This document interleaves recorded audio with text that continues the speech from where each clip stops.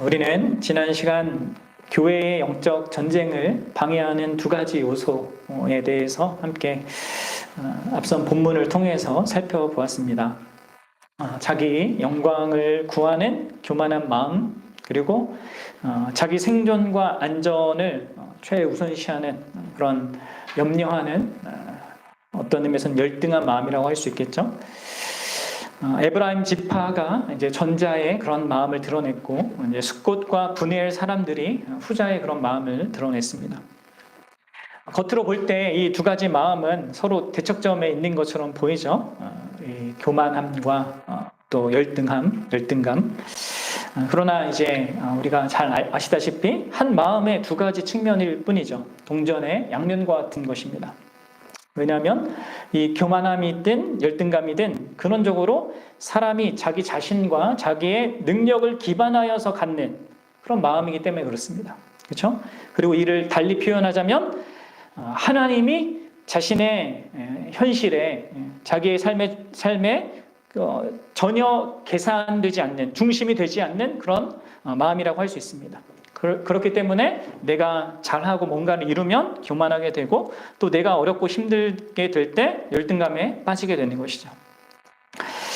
에브라임 그 사람들이 그 왕자들을 처리하고 난 다음에 교만한 마음을 드러낸 것, 그것은 그 모든 전쟁의 그 시작과 과정과 일어난 그 모든 일들이 하나님께서 이미 시작하셨고 승리하게 하신 그 배경 속에서 자신들이 한 것인데, 그것을 보지 못하는 것이죠. 그렇기 때문에 이제 교만한 자기의 마음을 드러내고 자기 영광을 이렇게 가져가려고 하는, 취하려고 하는 그런 모습을 드러냈습니다. 또 숫곳 그리고 분해의 사람들도 역시 어떻습니까? 미디안 군대를 여전히 강력한 현실의 전부로 바라보고 있단 말이에요. 그래서 두려워하는 그 마음 때문에 기드온과 300 용사에게 식량을 제대로 제공하지 않았죠. 그렇죠? 이런 것도 역시 그들이 하나님이 계시고 하나님 행하고 계신 그 일을 전혀 알지 못하고 염두에 두지 않고 자기 현실을 바라보기 때문에 가졌던 마음이었습니다. 그래서 그렇죠. 여러분들, 세상에서는 우리의 열등감을 치료하기 위해서 어떻게 하라고 합니까? 우리 스스로를 높이라고, 스스로 존귀하게 여기라고 이렇게 말하죠. 또 교만한 거를 치료하려면 또 어떻게 해야 된다고 말합니까? 겸손을 배워야 된다. 겸손해져야 된다. 이렇게 얘기합니다.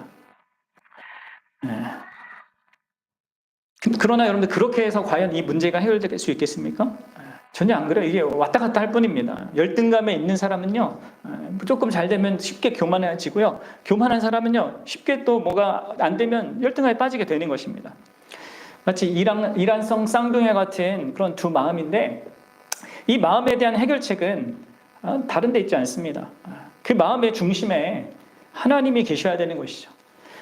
예수 그리스도가 자신의 왕으로 계신 것밖에는 해결할 수 있는 길이 없습니다. 인간의 이 흔들리는 갈대와 같은 이 마음을 해결할 수 없습니다. 하나님께서 어떻게 예수 그리스도 안에서 우리에게 하늘의 신령한 그 복, 하늘의 그 영광을 주셨는지, 또 그분이 어떻게 우리를 영원토록 안전하게 해주셨는지, 이것을 진실로 알고 믿을 때에만 이 교만함과 열등감의 시속 게임에서 벗어날 수 있는 것이죠. 그리고 그런 마음의 중심으로만 사람은, 그리고 교회는 하나님이 원하시는 그 영적 전쟁에 참여하여서 참된 승리를 얻고 누릴 수 있습니다. 사실 이제 오늘 우리가 이러한 이 배경 속에서 이제 기드온을 좀 주목해서 볼 건데, 이 기드온은 사실 에브라임 그 지파 사람들이나 숫곳과 분을 사람들보다 이런 하나님을 아는 측면에 있어서는 상당히 좋은 조건에 있었다고 할 수 있죠. 그렇죠? 왜냐하면 우리가 6장에서부터 살펴보았듯이 하나님께서 친히 그의 인생 가운데 나타나 주셨습니다. 그렇죠? 여러 번 자신의 의문과 두려움을 그분 앞에 이렇게 표출했을 때 하나님께서는 친절하게도 또 은혜로 그에게 어떤 확증하는 표징도 여러 번 보여주셨어요. 여호와의 영이 그에게 임하여서 옷 입혀주신 일도 있었고, 실질적으로 이 말도 안 되는 이 전쟁에서 계란으로 바위를 치는 것 같은 이 전쟁에서 놀라운 승리까지 경험하게 되었습니다. 진실로 그 마음에는요, 하나님께서 보다 더 선명하게 이 에브라임 사람보다 아니면 이 숫곳과 브니엘 사람보다 더 선명하게 계실 수밖에 없는 그 모든 것들을 경험하고 알고 있었단 말이에요.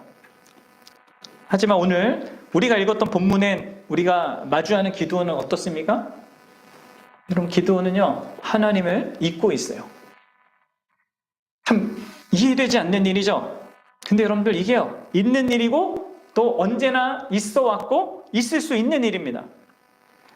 여기서 우리는 다시 한번 우리의 죄성이 얼마나 막강한지를 상기하게 되고요, 또 얼마나 우리가 이 죄성을 경계해야 되는지를 확인하게 되는 겁니다. 우리가 종종 뉴스에든 아니면 우리 주변에 가까운 사람들에게서든 그런 걸 경험하잖아요. 정말 존경하던 목사님인데 갑자기 이 세상 사람도 짓지 않는 그 죄를 범하여서 타락하는 그 모습을 봅니다. 이게 계속 있어 왔단 말이에요. 오늘날 이제 미디어가 이렇게 발달되니까 그게 더 많이 드러나서 아예 이제 목사는 믿을 대상이 안 되는 그런 현실에 완전 되어버렸는데, 그럼 그런 일이 벌어지면 어떻게 됩니까? 사람들이 시험에 다 빠지죠. 그리고 함께 기독교 신앙과 또 하나님께 등을 돌리는 일을 합니다. 안타깝게도. 근데 여러분들, 성경을 잘 보셔야 됩니다. 그렇죠? 성경을 보면 그런 현실이 성경 역사 내내, 심지어 우리가 우리의 선배들이라고 하는 그 모든 믿음의 선배들에게서조차도 일어난 일이고요. 교회 역사 내내 일어난 일이고요. 또 일어날 일입니다. 그런 일들은 사실 신앙과 하나님을 버릴 이유가 아니라 왜 우리가 오직 하나님만을 붙들어야 하는지, 왜 우리가 오직 겸손하게 은혜를 구하며 기도해야 하는지, 왜 우리에게 진짜 참된 교회 공동체가 필요한지, 또 무엇보다도 우리 자신이 아니라 다른 누구가 아니라 왜 예수 그리스도 밖에는 구원이 없는지를 확인하는 그런 계기로 삼아야 된단 말이에요. 여러분들은 그렇게 하고 계십니까?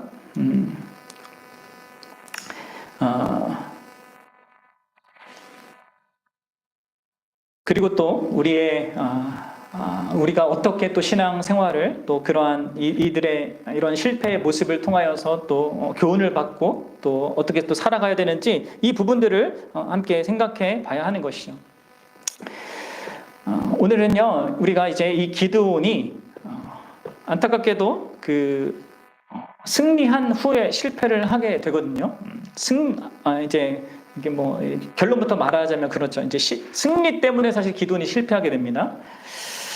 결정적인 큰 승리를 맞이하여서 그가 인생에서 좀 하지 못했던 그런 승리를 맞이하고 난 이후에 그것 때문에 이제 기드온이 실패하게 되는데, 그 부분을 함께 좀 살펴보도록 할게요. 먼저는 이제 기드온이 어떤 실패의 모습을 갖게 되었는지 좀 먼저 보고요. 그 다음에 근본적으로 실패하게 된 원인, 그 부분을 좀 이렇게 살펴보고, 그 다음으로 마지막으로 우리가 이 기드온의 실패를 통해서 또 어떤 부분을 또 교훈을 받아야 하는지, 이것을 좀 생각해 보고자 합니다. 자, 여러분들, 제가 뭐 지난 시간에도 이제 8장을 이제 이렇게 개관하면서 이렇게 7장과 6장의 분위기와 전혀 달라진 그 사실들을 몇 가지 얘기했습니다. 그렇죠? 8장에서는 전혀 하나님께서 지금 등장하지 않습니다. 그렇죠? 그리고 기드온 자신도 하나님을 찾지 않아요. 지극히 개인적인 어떤 서원이나 아니면 다짐을 보일 때 그 이름을 이용하고만 있지 하나님이 등장하지 않습니다. 그래서 여기에서 우리는 기드온이 특별히 세 가지 측면에서 하나님과 멀어졌다는 것을 확인하게 돼요. 먼저 첫 번째는요, 기드온이요, 큰 승리 이후에 전혀 하나님을 찾고 있지 않다는 것입니다.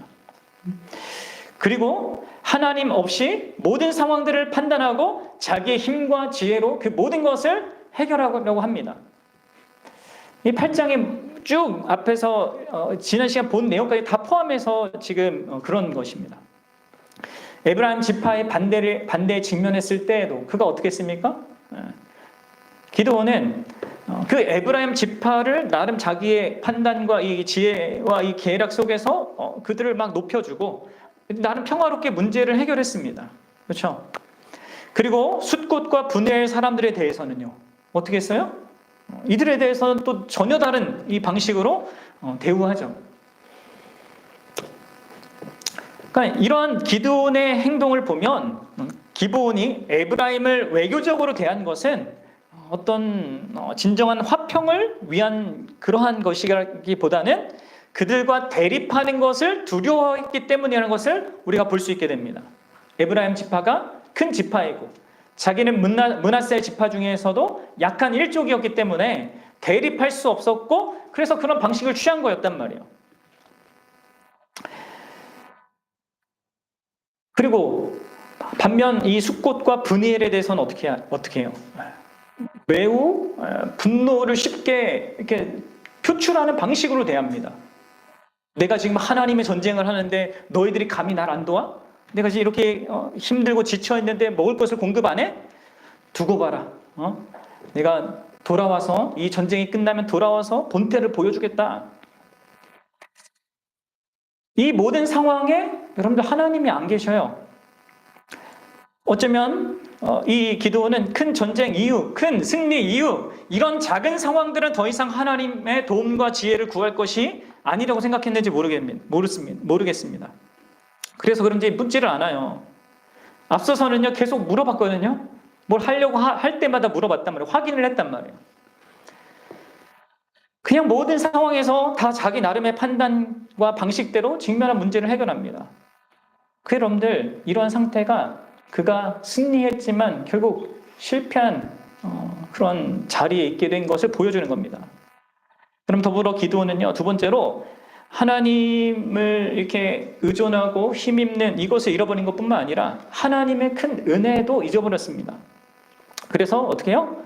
거만하고 잔인한 태도로 자기 백성들, 자기 이스라엘 민족을 대합니다. 그럼 물론 기드온이 자신과 부하들을 위하여 먹을 것을 달라고 요구한 것은 합당했지만 숫곳과 분해의 사람들도 거절한 것, 그들이 거절의 반응을 보인 그 반응도요 나름 합당한 이유가 있었단 말이에요. 지난주에 설명했듯이 말이죠. 그렇죠? 기드온은 300명밖에 있지 않았고 이 두 마을은 가장 동쪽에 위치해서 이 미디안과 국경을 마주하고 있는데 이 기드온을 돕는 것은 위험을 감수하는 일이었습니다. 그래서 이들은 판단 속에서 그렇게 한 것도 이런 하나님을 계산 못하고 한 그런 그들의 잘못도 있지만 나름의 그런 이유 때문에 그렇게 한 거란 말이에요. 그런데 기드온은 그에 대해서 극하게 분노하고 즉시 보복하겠다고 위협하잖아요. 여러분들 이것은 기드온이 자신의 과거가 어떠했는지를 생각할 때 너무나 다른 반응이고 합당하지 못한 모습인 것이죠. 하나님께서 어떻게 기드온을 찾아와 주셨습니까? 어떻게 하나님께서 그의 연약함과 부족함과 그 두려움과 그리고 어떤 표징을 구하는 이런 부분들에 대해서 그분이 인내하면서 자신을 계속 설득하시고 또 세워주는 그 일을 하셨습니까? 이런 모든 하나님의 큰 인내와 은혜를 이 기드온이 까맣게 잊고 있는 거예요.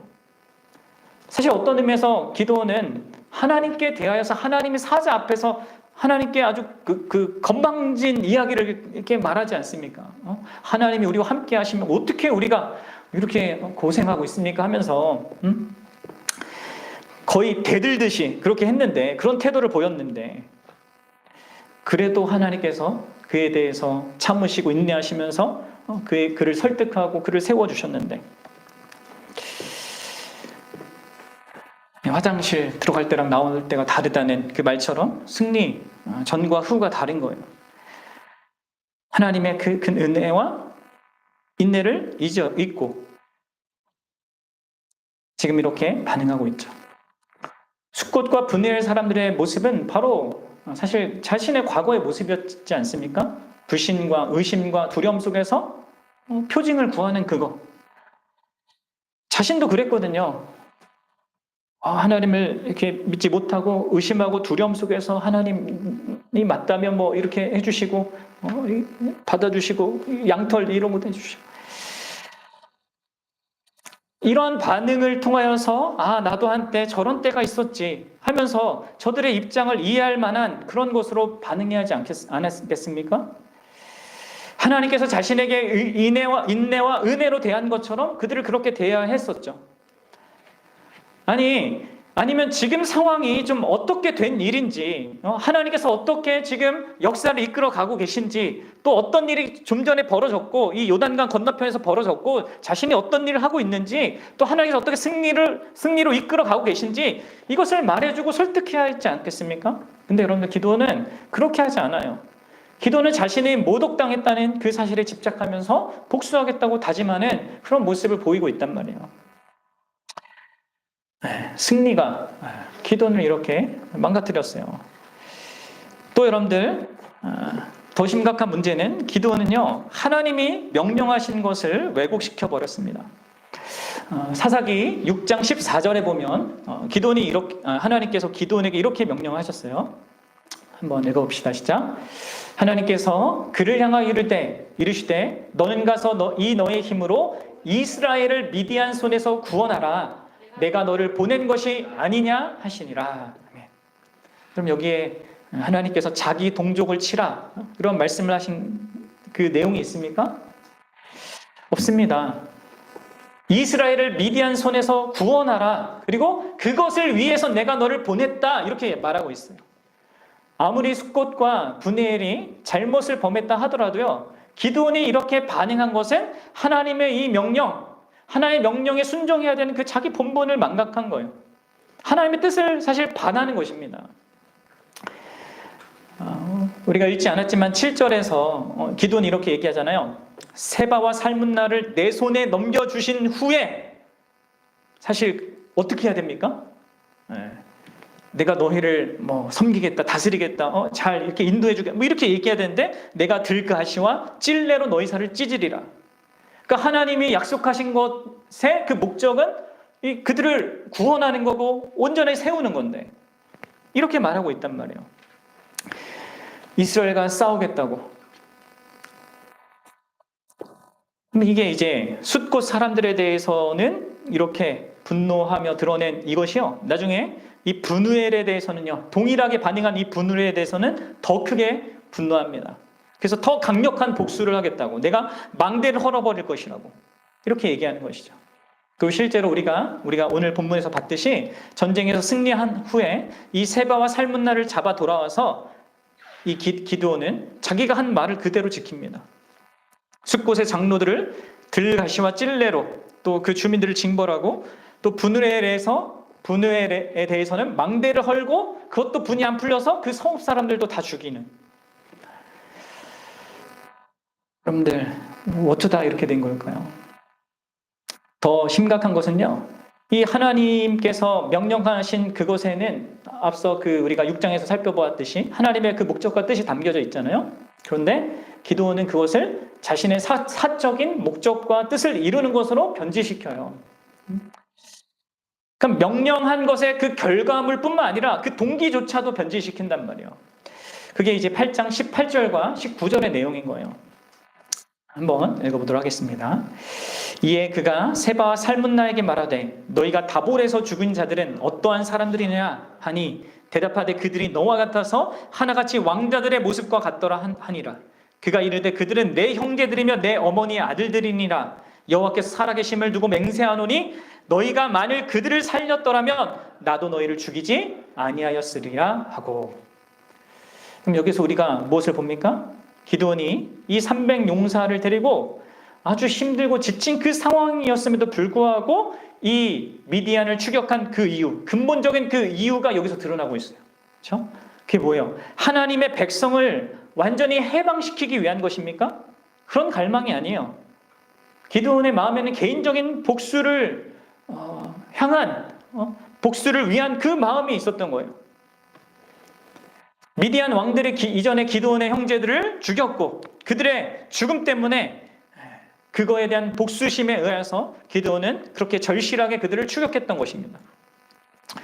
여기서 여호와의 이름으로 맹세하며 말한 것도 보십시오. 너희들이 나의 가족을 살렸더라면 나도 너희를 살려줬을 거다, 이렇게 얘기하고 있어요.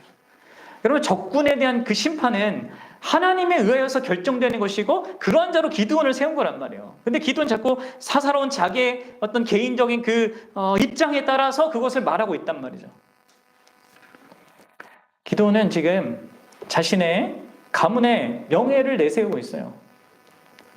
그래서 심지어 그의 맏아들 여델이라고 하는 그 아이에게, 자기의 아들에게 세바와 살문나를 죽이라고까지 요구합니다. 왜 그렇게 했습니까? 이 적국의 왕들이 이 어린 소년에게 죽임당했다, 이런 수치를 주기 원한 것이었고, 또 동시에 자기 맏아들을 지켜 세우기 위한 것이죠. 에브라임 지파가 가졌던 그 왕자들을 죽여서 갖게 된 그 영광보다 더 큰 영광을 지금 갖게 만들고 싶었던 것으로 보여요.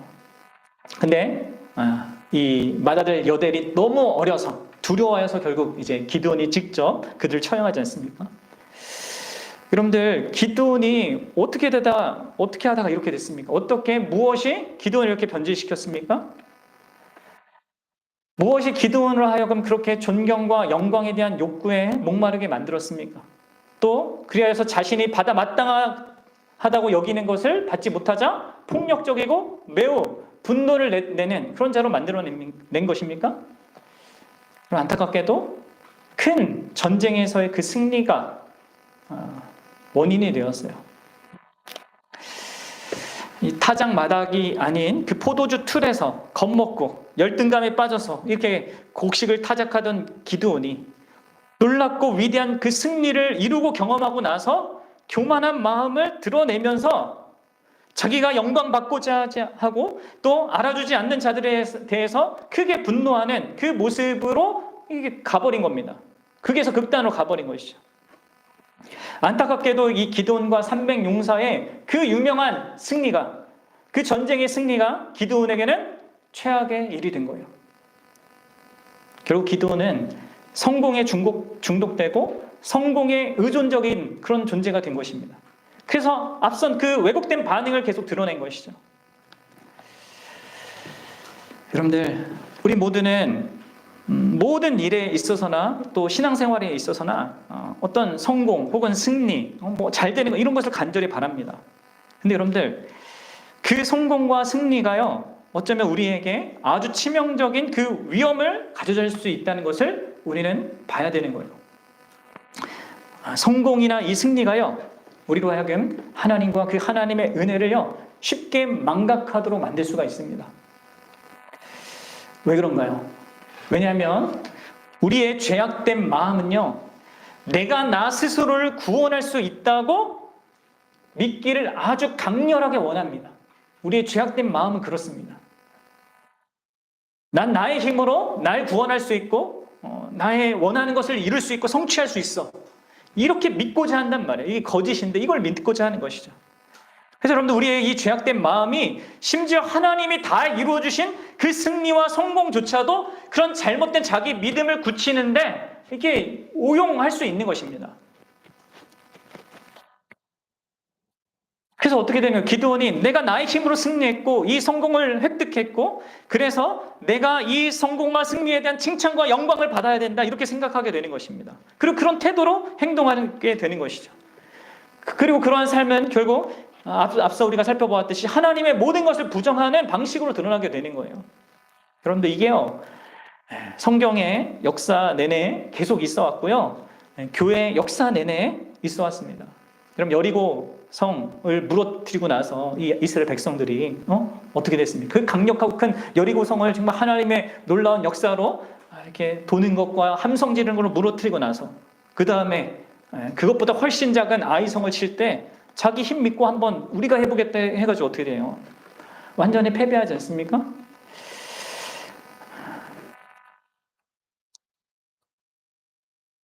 다윗도 대부분의 그러한 적들을 다 정복하고 이제 암몬 하나 이렇게 남겨뒀는데, 근데 전쟁으로 안 나가고 자기가 왕궁에 쉬고 있다가 밧세바를 범하는 그 죄악에 빠지잖아요. 그럼 신약의 고린도 교회도 한번 생각해 보십시오. 이들은 다른 어떤 교회보다 여러 좋은 이 선생들의 가르침을 받을 특별한 기회를 많이 얻었던 교회인 것 같아요. 그렇죠? 그래서 베드로도 나오고 아볼로도 나오고 뭐 바울도 나오고 하잖아요. 근데 여러분들 그 복된 기회를 이들이 어떻게 사용해요? 나는 바울파야, 나는 아볼로파야, 나는 게바파야, 아니 나는 그리스도파야 하면서 서로 또 나누어진단 말이에요. 자기를 내세우고 상대를 깎아내리는 그런 이 하나님의 은혜를 가지고도 하나님께서 주신 그 복과 어떤 승리와 이런 걸 가지고도 그렇게 한단 말이에요. 여러분 이건 뭐 우리입니다. 그래서 바울이 너희들 그리스도가 나뉜 거냐 막 하면서 이렇게 책망하지 않습니까? 더불어 이 고린도 교회는 또 다른 교회들보다 성령의 은사가 충만했단 말이에요. 그게 활발했단 말이에요. 근데 이 고린도 교회는 그 은사를 가지고 내가 더 이 교회에서 필요한 존재야. 내가 더 중요한 역할을 해 하면서 자기를 드러내고 뭐 이렇게 다른 사람을 깎아내리는. 여러분들 이런 일들이 교회 역사 가운데 계속 있는 것입니다. 그렇죠? 더 많이 가졌고 소유하고 누리고 어떤 뭐 승리라고 아니면 성공이라고 할 여러 가지를 그 요건들이 있는데 그걸 가지고도 우리는 그럴 수 있다는 거예요. 그럼 중세 교회가 어떻게 타락했습니까? 막강한 권세를 가진 그 중세 교회가 가장 크게 교회 스스로를 망가뜨렸죠. 뭐 교회만 망가뜨렸습니까? 세상을 엄청나게, 그렇죠? 세상에도 엄청나게 해를 가했습니다. 그래서 암흑기라고 하잖아요. 교회가 다스렸는데 어떻게 이 세상이 암흑기가 됩니까? 무엇보다 하나님의 영광을 가렸습니다. 여러분들 우리가 승리하고 성공하고 잘 되고 있을 때, 뭔가 잘하고 있을 때, 또 영적으로 나름 어떤 뭔가를 성취하고 이뤘을 때 우리가 더 크게 실패할 수 있음을 알고 경계해야 됩니다. 성경과 이 교회의 역사를 통해서 우리는 크게 교훈을 삼아야 됩니다. 그리고 이것은요, 개별 교회에게도 그대로 적용됩니다. 특히 여러분들, 제가 계속해서 우리 교회가 이 영적 전쟁을 싸워야 된다라는 이 부분들을 계속 강조하고 있죠. 이 교회가 교회다워지는 이 일을 위하여서 우리가 싸워야 된단 말이에요. 참된 교회의 모습을 회복하고 교회의 영광을 드러내기 위해서, 하나님의 영광을 드러내기 위해서 우리가 그러한 교회되기 위한 그 분투가 특별히 오늘날에 필요하는데, 근데 그러한 것을 씨름해 나가고 그것을 추구해 나가고 그러면서 갖는 어떤 우리의 이런 좋은 어떤 경험들이나 이런 것들이요, 우리가 이걸 경계하지 않으면 잘못하면 이게 우리에게 치명적으로 해를 가져다 줄 수도 있어요.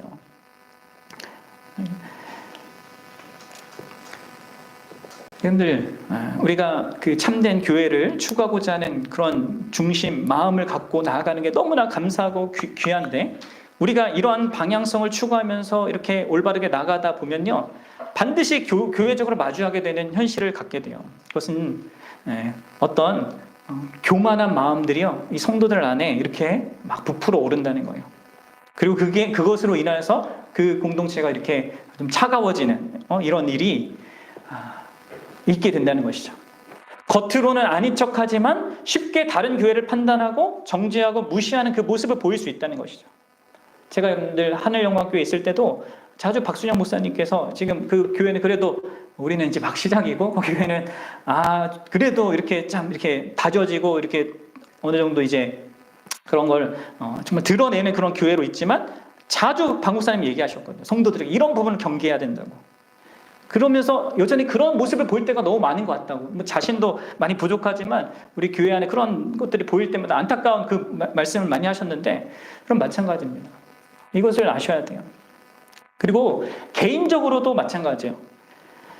내가 어떤 영적인 씨름, 또 내가 좀 잘 안 되는 어떤 부분에 대해서 내가 이게 할 수 있게 되고 또 극복하게 되고 하나님께서 은혜로 승리를 또 어떤 성공을 이렇게 경험을 하게 된다면요, 사람은 그 다음부터 하나님을 더 의지하기보다는 내가 승리한 거나 승리한 그 경험을 의지하고 자랑하고 그것을 기반으로 이렇게 하려고 하는 그 모습을 드러내는 경우가 많습니다. 그리고 자기가 이런 부분에 있어서 승리했기 때문에 나는 이제 괜찮다라고 또 쉽게 생각하는, 안일하게 생각하는. 그렇게 만약에 된다면 그것은요, 승리가 나를 패배시키는 겁니다. 그래서 여러분들 잘 한번 돌아보셔야 돼요. 내가 그동안 하나님께 이 교회 안에서 또 말씀을 통해서 뭘 배우는 걸 통하여서 어떤 은혜를 받았고 또 그것으로 인하여서 나의 삶에 어떤 변화들이 있었는지 어떤 긍정적인 유익이 있었는지 근데 여러분 그게 나한테 그런 유익이 있었고 긍정적인 어떤 결과가 있었고 그것으로 끝나면 안 되는 것이죠. 사실 그 다음이 더 중요한 것입니다. 뭐가 중요합니까? 그러한 결과가 그래서 여러분들이 더 하나님을 의존하게 되는지 그 승리와 성공이 여러분으로 하여금 더 하나님의 은혜를 정말 기억하게 만들고 있는지 또 그 승리와 성공이 어떤 그 받은 은혜들 더 하나님의 말씀에 적극적인 순종으로 나아가게 하는지 그럼 이게 더 중요한 것이죠. 승리 그 자체가 중요한 게 아니고 그렇지 않으면 여러분들 우리는 승리와 성공을 하고도 기드온처럼 하나님의 의존하는 데서 더 멀어지고 하나님의 말씀을 듣는 데서 멀어지고 순종하는 데서 더 멀어지는 것으로 이게 갈 수가 있단 말이에요. 그러면 이제 그 승리는 패배가 되는 거죠. 완전히 실패가 되는 것입니다.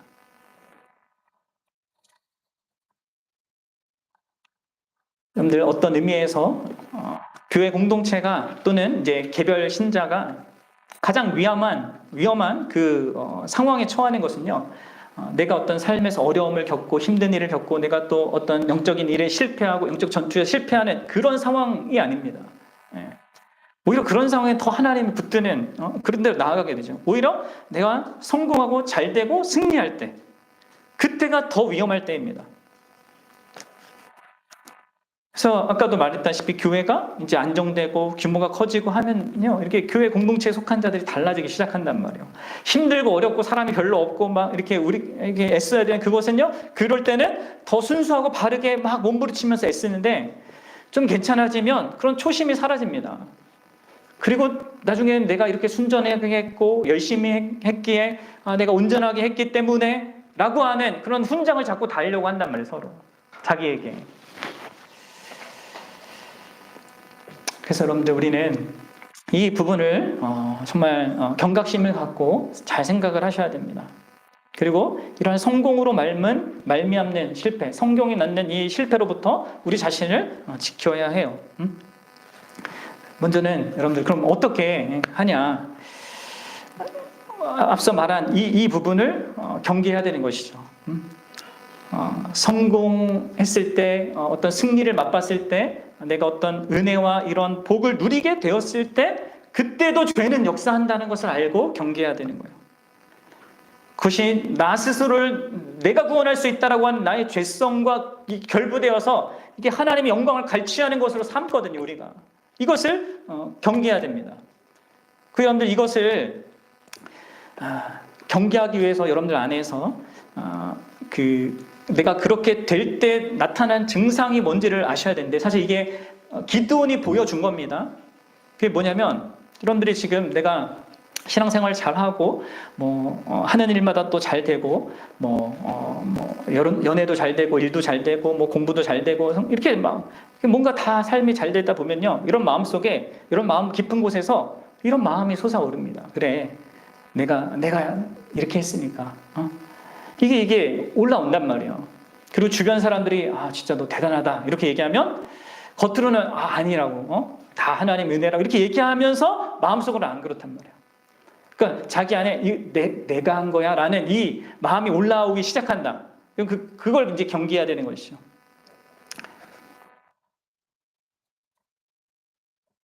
그리고 여러분들 더불어서 어떤 한 그 분야에 성공한 사람이 이렇게 주로 이런 모습을 보이는데 한 분야에 자기가 성공하면 나는 이제 모든 분야를 다 안다라는 그런 식으로 반응하게 돼요. 그래서 나는 의사보다 더 의학 지식이 많고 나는 목사나 신학자보다 더 성경 지식도 많아. 이렇게 생각하게 된단 말이에요. 그러면서 결국 자기의 지식과 경험 그리고 그런 통찰력 이런 것들을 절대적으로 신뢰하게 돼요. 자기의 직감을 또 믿는 거죠. 그래서 그 사람이 기도하지 않습니다. 공동체의 말에 귀를 기울이지 않습니다. 말씀을 가까이 하지 않습니다. 이제 그게 증상으로 드러나는 것이죠. 그리고 이제 결정적인 증상은 그게 이제 태도로 드러나는 것입니다. 거만함과 잔인함으로 드러나는 겁니다. 이런 기드온이 다 오늘 본문에서 보여준 거예요. 7장 15절에서 기드온은 자신의 약점을 알았고 승리는 오직 하나님의 능력과 은혜로 이루어진다는 것을 이해했습니다. 그리고 그는 하나님을 예배했고 공경했어요. 그런데 이제 8장에서 기드온은 성공과 그 성공이 가져올 그 명예를 숭배합니다. 자신을 부르고 믿음을 굳건하게 해주시고 전쟁에서 이기게 해주신 그분을 완전히 잊었어요. 그래서 여러분들 이런 것들을 경계해야 됩니다. 그리고 이 죄를 우리가 죄 자체를 경계하는 그것으로 또 안 되죠. 가장 중요한 것이 있습니다. 그것은 항상 우리 자신에게 복음을 선포해야 합니다. 복음을 우리 자신에게 선포해야 돼요. 이게 이제 두 가지 측면이 있는데 복음으로 인하여서 있게 된 어떤 이 복된 결과 있잖아요. 이것을 통하여서 나의 어떤 삶과 나의 현실을 판단할 필요가 있습니다. 이게 무슨 얘기냐면 우리 야고보서 1장 9절과 10절을 한번 가보겠는데요. 야고보 사도가 이렇게 얘기해요. 한번 같이 읽어봅시다. 시작. 낮은 형제는 자기의 높음을 자랑하고 부한 자는 자기의 낮아짐을 자랑할지니 이는 그가 불의 꽃과 같이 지나감이니라. 낮은 형제 뭐예요? 비참한 형편에 있는 사람. 여기 이제 문맥 속에서는 이제 가난한 사람인데 이렇게 이렇게 포괄적으로 생각하면 비참한 형편에 있는 사람, 실패한 사람, 영적 전쟁에 실패한 사람 이렇게도 적용할 수 있겠죠? 그 사람은 뭘 생각해야 됩니까? 자기의 높음을 생각해야 됩니다. 자기의 높음을 자랑해야 됩니다. 그게 무슨 말이에요? 어떻게 이 비참한 처지에 있는 사람이 자기가 높아질 수 있습니까? 그럼 자기 스스로 높아지는 것이 아니라 예수 그리스도 그분께서 그에게 행하신 그 일로 말미암아 있게 된 그 영광스러운 지위, 하나님의 자녀된 그 지위, 하늘의 영광스러운 기업을 받게 된 그 운명, 이것을 기억하고 그런 자기의 높음을 그리스도 안에서 있는 자기의 높음을 기억하고 그것을 스스로 힘 얻고 그것을 자랑하는 자로 서울하는 것이죠. 그럼 여러분들 여기서 이제 부한자는 어떤 자예요? 여기서 이제 돈이 많은 부한자를 말하는데 남부러울 거 없는 그런 형편을 가진 거, 뭔가 남들이 볼 때 성공했고 승리했고 뭔가 복받았다 할 수 있는 그런 사람은 뭘 자랑하라고 합니까? 자기의 낮아짐을 자랑하라고 합니다. 이거는 또 어떻게 되는 거, 어떻게 이해할 수 있겠습니까? 그리스도께서 그분께서 자기의 십자가, 자기의 모든 삶, 십자가 그리고 부활로 통하여서 이루신 그 모든 영광스러운 그것과 자기가 한 그 이루었다고 생각하고 자랑할 만한 남들이 부러워하는 그 자기 현실을 비교해 보란 말이에요. 그것과 비교해 본다면 자신과 자신의 모든 행위는 다 미천한 것뿐입니다. 낮은 것뿐입니다. 이게 이제 복음의 예수 그리스도께서 우리에게 행하신 것으로 인하여서 우리에게 있게 된 것을 근거로 해서 나를 보는 것이죠. 나의 현실과 나의 상황을 보는 것입니다. 우리의 존재와 우리의 행한 그 일이 전혀 우리를 구원하지 못하고 오직 예수님과 그분의 행한 일만이 우리를 구원한다고 복음은 말한단 말이에요. 복음은 우리가 아무리 온갖 걸로 우리를 치장해도 우리 스스로는 작은 죄 하나조차 어떻게 하지 못하는 것을 직면케 한단 말이에요. 여러분, 내가 부한 자리에 있게 된다면, 내가 어떤 좋은 자리, 성공한 자리, 승리한 자리에 있게 된다면 이 복음을 나에게 날마다 선언해서 낮아짐을 경험해야 됩니다. 그러면 복음은 우리를 절망에서 건져낼 뿐만 아니라 또한 우리를 교만에서부터 또 구원해내는 것입니다. 그럼 우리는 실패할 때도 이 복음을 자신에게 선포해야 되지만 우리가 성공할 때는 이 복음을 더 많이, 더 자주 자기에게 선포해야 돼요. 그리고 마지막으로 여러분들, 무엇보다 우리는 이 복음의 중심 되신 그 예수 그리스도 그분 자신을 바라봐야 합니다. 우리가 어떤 영적 전쟁을 치르지 간에 그 승리를 경험하는 것보다 더 중요한 것은 이 영적 전쟁의 주도권이 예수 그리스도에게 있다는 것을 바라보는 겁니다. 그럼 그분에 의하여서 이게 시작된 거고요. 그렇죠? 그분에 의하여서 계속되고 그분의 도우심을 받아서 우리가 감당하는 것입니다. 예수 그리스도께서 머리이시기 때문에 우리가 항상 그분을 힘입어서 가는 교회로서 가는 것이지, 그래서 우리의 머리이신 그분을 계속 바라봐야 되는 것이죠. 우리가 하는 모든 일들은요, 그분이 머리로서 하시는 그 모든 일에 비하여서 아주 비교할 수 없을 만큼 작다는 것을 알고 우리는 겸손하게 이 영적 전쟁에 참여해야 되고요. 그리고 이런 맥락 속에서 진짜 참된 승리는, 진정한 승리는 내가 어떤 영적인 그 싸움에 승리하냐 성공하냐 거기에 있는 것이 아니라 모든 그 상황과 형편에서 예수 그리스도 그분을 바라보느냐, 거기에 있는 것이죠. 그게 여러분들 참된 승리의 비결이고 우리의 승리가 결국 실패로 변질되지 않는 가장 결정적인 비결입니다. 그래서 여러분들 히브리서 기자가 우리에게 이렇게 얘기하잖아요. 히브리서 11장에서 믿음의 선배들 막 얘기하면서 거기에 기도원이 한번 그냥 이름만 딱 등장하지 않습니까? 그리고 나서 그 믿음의 선배들을 보라가 끝이 아니라 12장 1, 2절에서 이렇게 마지막에 권면을 하잖아요. 뭐요? 이 말씀을 함께 주님의 음성으로 듣고 마무리하도록 하겠습니다. 히브리서 12장 1, 2절입니다. 이러므로 우리에게 구름같이 둘러싼 허다한 증인들이 있으니, 이제 기도원 비롯해서 아브라함부터 모세 다 이 사람 모두입니다. 모두 무거운 것과 얽매이기 쉬운 죄를 벗어버리고 인내로서 우리 앞에 당한 경주를 하며 믿음의 주요 또 온전하게 하시는 이인 예수를 바라보자. 그는 그 앞에 있는 기쁨을 위하여 십자가를 참으사 부끄러움을 개의치 아니하시더니 하나님 보좌 우편에 앉으셨느니라.